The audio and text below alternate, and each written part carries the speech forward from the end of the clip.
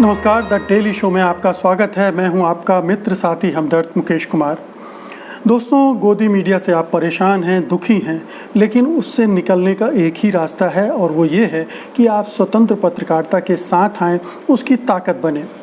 सत्य हिंदी की सदस्यता योजना इसी दिशा में एक बड़ा कदम है। इसमें आर्थिक योगदान देकर आप स्वतंत्र पत्रकारिता को मजबूती प्रदान कर सकते हैं। इसके लिए इस वीडियो के साथ दिए गए डिस्क्रिप्शन में जाएं, उसमें एक लिंक है, उसको क्लिक करें और आर्थिक भुगतान करें। आगे बढ़ते हैं, शुरू करते हैं आज का द डेली शो।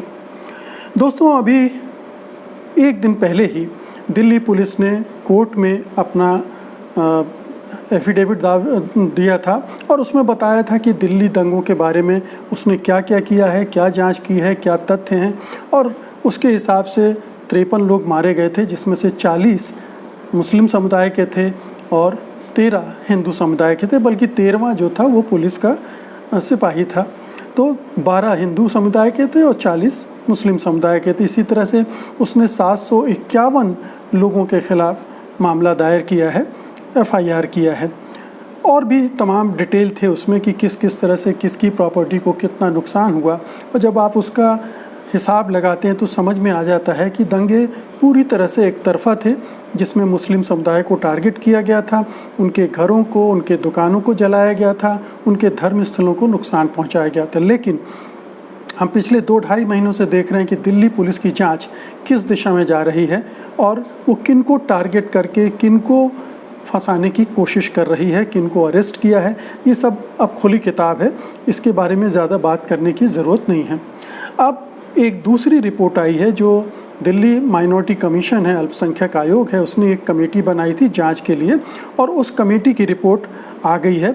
ये कमेटी, इस कमेटी में सुप्रीम कोर्ट के वकील MR शमसाद अध्यक्ष थे। इसके 8 सदस्य थे, जिनमें गुरमिंदर सिंह, तहमीना अरोड़ा, तनवीर काजी, देविका प्रसाद, प्रोफेसर हसीना हाशिया, अबू बाकर, अदिति दत्ता, सलीम बेग शामिल थे। इन्होंने अपनी जांच के बाद एक पूरी तस्वीर सामने रखने की कोशिश की है, जो दंगों के पहले क्या स्थिति थी, कैसे दंगे भड़के, दंगों में पुलिस की भूमिका क्या थी और दंगे के बाद जो दंगा पीड़ित हैं उनके लिए क्या किया गया। तो इसमें उसने न केवल राजनीतिक दलों को कटघरे में खड़ा किया है, बल्कि पुलिस भी कटघरे में है और दिल्ली की सरकार को भी कटघरे में खड़ा किया है, क्योंकि उसने जो राहत देनी थी दंगा पीड़ितों को, उसमें कोताही की, हीला हवाले की, लापरवाही की। सबसे पहले उसका शुरुआत होती है कि कैसे दंगों का माहौल बनाया गया और इसकी पृष्ठभूमि तैयार की गई CAA विरोधी आंदोलनों में, जो तमाम दिल्ली में और दिल्ली के आसपास हो रहे थे। उनके खिलाफ जिस तरह की बयानबाजी बीजेपी के नेताओं के द्वारा की गई, चाहे वो अनुराग ठाकुर हो, चाहे प्रवेश वर्मा हो या फिर कपिल मिश्रा, इन सब के बयानों के और इनके अलावा भी बहुत सारे लोगों ने ऐसे बयान दिए जिससे एक माहौल गर्माता गया। दिल्ली चुनाव के दौरान ये और गरमाया और फिर एक माहौल बना जिसमें कपिल मिश्रा ने जिस तरह से मौजपुर में जाकर धमकियों वाली भाषा में बात की, उसके बाद से दंगे भड़के। दूसरी बात यह है कि दंगे सुनियोजित थे, संगठित थे और टारगेटेड थे, यानी निशाना बनाकर किए गए थे। ये पुलिस भी कह रही है, लेकिन पुलिस इसको दूसरे तरह से पेश कर रही है और इस रिपोर्ट में दूसरी चीज़ें सामने आ रही हैं। दिल्ली पुलिस इसको, जो CAA के प्रदर्शनकारी हैं, उनको निशाना बना रही है कि वो उन्होंने इसका षड्यंत्र किया और उस षड्यंत्र के आरोप में उसने बहुत सारे लोगों को अरेस्ट भी किया है, जिसमें हिंदू भी हैं, मुस्लिम भी हैं, सामाजिक कार्यकर्ता भी हैं।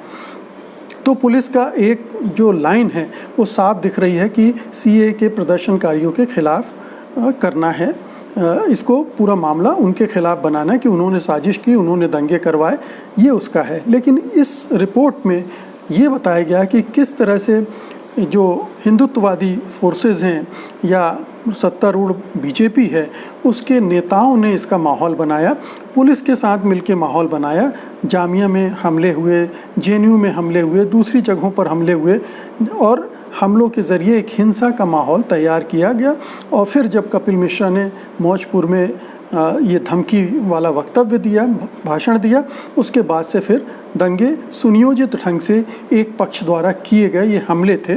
और इसी से साफ हो जाता है कि पुलिस की रिपोर्ट भी बताती कि सबसे ज़्यादा मुस्लिम मारे गए हैं 52 में से, और सबसे ज़्यादा प्रॉपर्टी का नुकसान भी उन्हीं को हुआ है। इस रिपोर्ट में भी यही कहा गया है कि जो नुकसान हुआ है सबसे ज़्यादा मुसलमानों के घरों और दुकानों का हुआ है। फिर जहाँ तक धर्म स्थलों की बात है तो 11 मस्जिदों को नुकसान पहुँचाया गया, 5 मदरसों को, कई कब्रिस्तानों को नुकसान पहुँचाया गया, जबकि जो मुस्लिम बहुल इलाके हैं वहाँ किसी भी मंदिर को या हिंदू धर्मस्थल को नुकसान नहीं पहुँचाया गया है। तो ये तस्वीर है जो इस रिपोर्ट से निकल कर आती है, जो ज़्यादा विश्वसनीय भी लगती है, क्योंकि अल्पसंख्यक समुदाय पर बहुसंख्यक समुदाय हमेशा हावी रहता है और वही आक्रमणकर्ता भी अधिकतर होता है, भले ही वजह कोई रही हो। और ऐसे में जब पूरे देश में मुसलमान बहुत ही डिफेंसिव हो, रक्षात्मक मुद्रा में हो, तो उनकी तरफ से आक्रमण, सुनियोजित साजिश जैसी बात जमती नहीं है। तो ये एक रिपोर्ट से बात इसके निकल कर सामने आई थी, जो दिल्ली पुलिस की जांच और उसकी रिपोर्ट के बिल्कुल ठीक उलट है। अब देखिए कि पुलिस की भूमिका दंगों के दौरान क्या रही। ये हमने उस समय भी देखा था जब दंगे हो रहे थे, बहुत सारी रिपोर्ट्स आ रही थी कि पुलिस दखल नहीं दे रही है, पुलिस तमाशाई बनी हुई है, पुलिस दंगाइयों की मदद कर रही है, और पुलिस ने इनको प्रोटेक्ट भी किया, जो दंगाई थे उनको बचाकर निकालने की भी कोशिश की। और ये जो रिपोर्ट है उसमें ये सारी चीज़ें दर्ज हैं। आपने देखा होगा कि कई चैनलों के दफ्तर जो संवाददाता थे उनके पैंट भी उतरवा दिए गए थे, ये देखने के लिए कि वो हिंदू या मुसलमान, और फिर उसके हिसाब से उनकी सज़ा तय की जाएगी। तो ये सब उस समय हुआ था, जो कि पुलिस की वर्जन में आपको कहीं नहीं मिलेगा। इस रिपोर्ट में उनका थोड़ा बहुत उल्लेख है। तो ये पुलिस की भूमिका पर एक बहुत बड़ा सवाल क्या कहना चाहिए कि ये, चूँकि इस कमेटी ने पूरे इलाके में जाकर लोगों से मिलकर बात करके ये सब किया है, ये रिपोर्ट बनाई है, और इसमें सभी धर्मों के लोग हैं, ऐसा नहीं है कि एक धर्म के लोग हैं, माइनॉरिटी, विभिन्न माइनॉरिटी ग्रुप्स से, इसमें समुदायों से लोग हैं, इसलिए उसमें ये सारी चीज़ें आपको देखने को मिल सकती हैं। फिर अगर आप दंगों के बाद की स्थिति देखेंगे तो उसमें भी आपको ये दिखेगा कि जो पुलिस है वो FIR दर्ज नहीं कर रही थी। माइनॉरिटीज़ के जो मुसलमान भुक्तभोगी हैं, पीड़ित हैं, उनकी FIR दर्ज नहीं की जा रही थी, उन्हें परेशान किया जा रहा था, उनसे कहा जा रहा था कंप्रोमाइज़ कर लो, उल्टे उन्हीं को फंसाया जा रहा था इन दंगों में, जो विक्टिम हैं उनको फंसाने की कोशिश पुलिस कर रही थी। ये इस रिपोर्ट में इसका उल्लेख है। तो पुलिस का एक रवैया बिल्कुल पूरी तरह से मुस्लिम विरोधी चेहरा इस पूरे रिपोर्ट से निकलकर सामने आता है, जिसमें दंगों के पहले, दंगों के दौरान और दंगों के बाद वो टारगेट कर रही है मुस्लिम समुदाय को, उनको दोषी ठहरा रही है, और इसके साथ साथ जो लोग CAA के ख़िलाफ़ प्रदर्शन कर रहे थे उनको दोषी ठहरा रही है।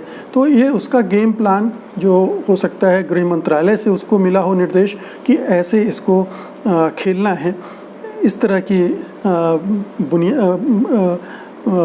पूरा माहौल बना देना है इस समुदाय के ख़िलाफ़ और इनको सबक सिखाना है। तो ये एक पूरा इस पूरे रिपोर्ट के ज़रिए जब दोनों रिपोर्ट को आप आमने सामने रखते हैं तो समझ में आ जाता है। और दंगों के बाद तो पूरी पुलिस ने जिस तरह से इस पूरे मामले को पेश किया है, अब इसमें उसने ये भी कह दिया कि सऊदी अरब से पैसा है, खाड़ी के देशों से पैसा आया है, इस दंगों के लिए सुनियोजित है, और चूंकि ट्रंप आ रहे थे इसलिए उसी समय इसको जानबूझकर ताकि भारत को बदनाम किया जा सके, वगैरह वगैरह कुतर्क जितने भी हो सकते हैं वो गढ़ के उसने अपनी रिपोर्ट में जोड़े हैं।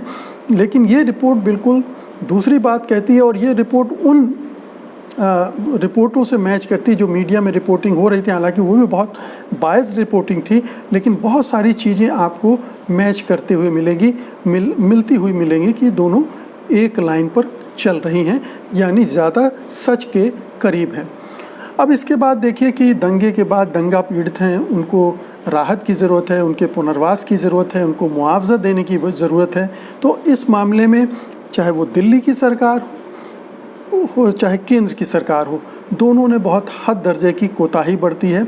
दिल्ली सरकार ने तो मुआवजा देने की कोशिश की, लेकिन केंद्र सरकार जो कि दिल्ली की कानून व्यवस्था जिसके हाथ में है, उसने कोई पहल नहीं की, कोई उसने मुआवजे की कोई व्यवस्था नहीं की, न पुनर्वास के लिए कोई काम किया। यह इस भूमिका से वो बाहर हो गया। केवल पुलिस को उसने अपने साथ रखा और पुलिस के बल पर वो तमाम लोगों को फंसाने में लगी रही। तो एक केंद्र सरकार का रोल ये रहा। राज्य सरकार, केजरीवाल सरकार ने भी कोई बहुत ईमानदारी से इसमें काम नहीं किया है, बल्कि अब उसका चेहरा चूंकि बदल चुका है, वो भी ऐसा लगता है कि बीजेपी के साथ मिलकर बीजेपी की लाइन पर काम कर रही है। इसलिए आपको देखने में मिलेगा कि जो दंगा पीड़ित हैं उनको राहत में भी, पुनर्वास में भी और मुआवजे में भी गड़बड़ियाँ हुई हैं। कई तरह की बड़े नुकसान पर बहुत थोड़ा सा मुआवजा दिया गया है, बहुत सारे लोगों को मुआवजा नहीं मिल पाया है। तो तमाम तरह की इस मुआवजा प्रक्रिया में भी गड़बड़ियाँ हैं। तो दोस्तों, कहने का मतलब ये है कि जब आप ये दोनों रिपोर्ट आमने सामने रख कर देखेंगे और उस समय के हालात से मिलान करेंगे, उस समय की जो अच्छी तथ्यपरक रिपोर्ट्स हुई हैं, चाहे वो अखबारों में हुई हों चाहे टेलीविज़न पर हुई हों, उनके साथ मैच करेंगे, तब आपको दंगों की असली तस्वीर समझ में आ जाएगी कि हकीकत में हुआ क्या था, पुलिस क्या तस्वीर पेश कर रही है, केंद्र सरकार इसको किस ढंग से प्रस्तुत कर रही है, करना चाहती है, ताकि सीएए के आंदोलनों को दबाया जा सके। भविष्य में अगर वो फिर से उठ खड़े होते हैं, जो सीएए के प्रदर्शनकारी, उनको बदनाम किया जा सके, उनको जेल में ज़्यादा दिनों तक रखा जा सके, उनकी हिम्मत को तोड़ दिया जाए। तो एक पुलिस उसका टूल बनी हुई है केंद्र सरकार की, वो ये काम कर रही।